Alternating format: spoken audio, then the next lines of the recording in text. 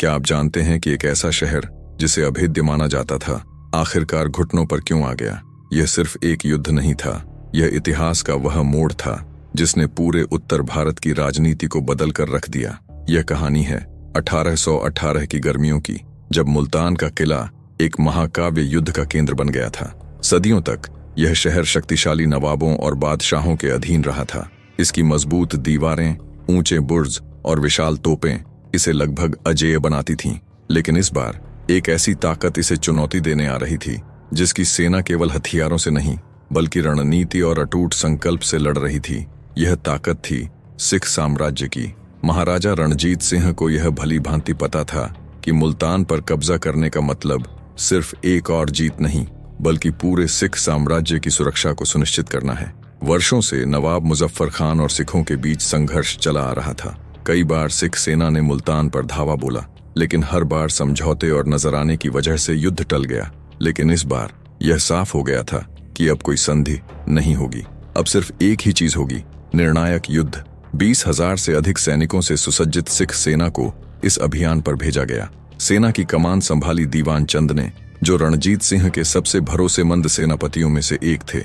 नाम मात्र के रूप में राजकुमार खड़क सिंह को सेना का नेतृत्व सौंपा गया ताकि सिख सरदारों के बीच कोई आंतरिक कलह न हो। इस युद्ध के लिए सबसे घातक हथियार था जमजमा तोप, जिसे बिजली गिराने वाली तोप भी कहा जाता था। यह सिर्फ एक तोप नहीं थी बल्कि युद्ध का फैसला करने वाली ताकत थी। इस तोप को किले के पास लाने की पूरी रणनीति तैयार की गई थी और इसकी जबरदस्त ताकत मुल्तान की दीवारों को हिला देने के लिए पर्याप्त थी। मार्च 1918 सिख सेना ने मुल्तान के किले की ओर बढ़ना शुरू किया।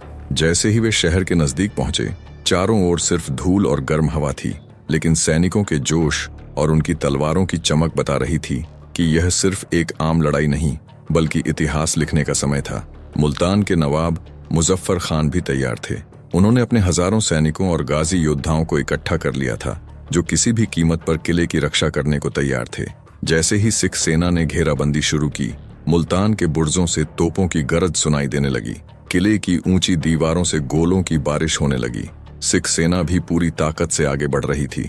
चारों ओर धुएं और धूल का गुब्बार छा गया। घोड़े दौड़ रहे थे, तलवारें टकरा रही थीं और हवा में गूंज रही थी युद्ध की ललकार। सिखों की योजना सीधी थी, पहले मुल्तान को चारों ओर से घेरो, शहर की आपूर्ति बंद करो और फिर किले पर भीषण हमला करो। लेकिन यह इतना आसान नहीं था। मुल्तान की सेना और वहां के योद्धा अंत तक लड़ने को तैयार थे। वे जानते थे कि अगर किला गिरा तो उनके अस्तित्व पर संकट आ जाएगा। सिख सेना ने पहले कुछ दिनों तक भारी तोपखाने का इस्तेमाल किया, जिससे किले की दीवारों को नुकसान पहुंचने लगा। लेकिन मुजफ्फर खान की सेना भी पूरी ताकत से जवाब दे रही थी।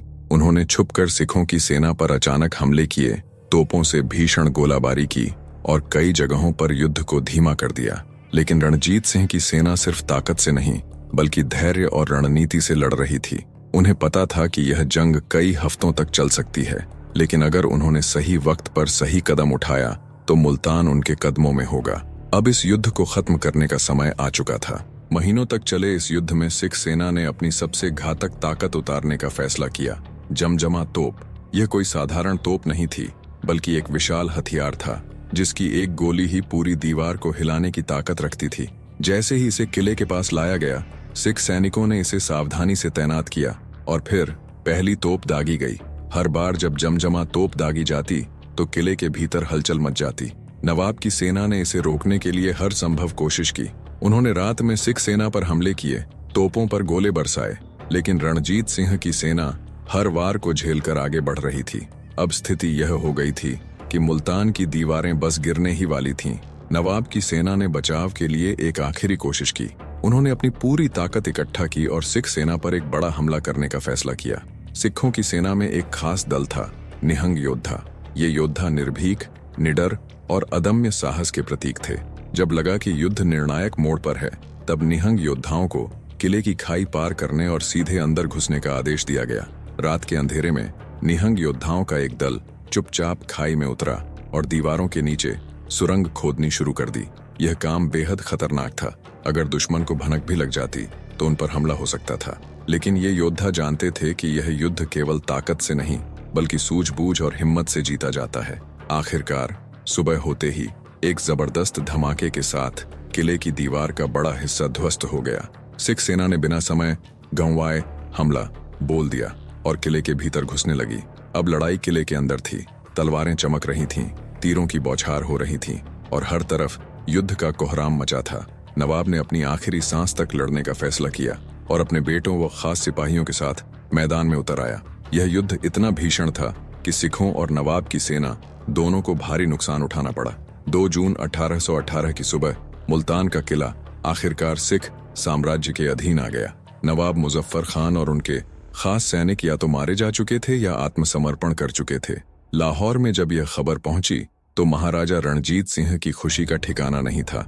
उन्होंने इसे अपनी सबसे बड़ी जीतों में से एक माना और इस विजय ने पूरे उत्तर भारत में सिख साम्राज्य को सबसे ताकतवर बना दिया। यह सिर्फ एक किले की जीत नहीं थी, यह रणनीति, साहस और नेतृत्व की विजय थी।